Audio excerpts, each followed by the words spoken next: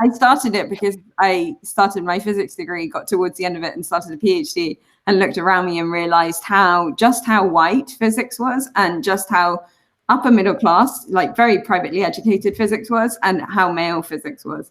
And so I kind of started working throughout my graduate studies and then my postdoc to try and improve the representation of women and people of color in physics, and did a bunch of activities with high schools, with teachers, with parents, kind of the most influential factors in young people's decisions.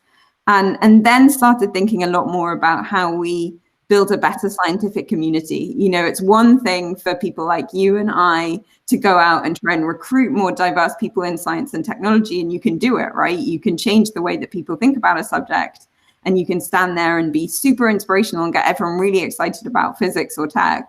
But actually, unless the science and tech communities are ready to welcome, and really honestly welcome with open arms, these people into their, you know, privileged spaces, then nothing will change, because people will just leave.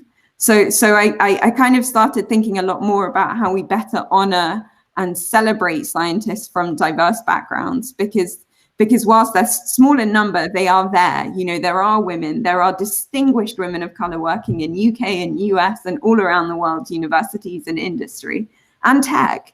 And we're just not singing their songs enough. We're not talking about them enough. You don't learn about them in high school. You don't read about them in your magazines or newspapers because the media is not interviewing them. You rarely encounter them in a kind of meaningful way. And by that, I mean, there's a whole bunch of blogs and personal websites where you have kind of 50 best inspirational women in technology, but it's not breaking into the mainstream. It's not something yet that people are discussing in everyday conversation.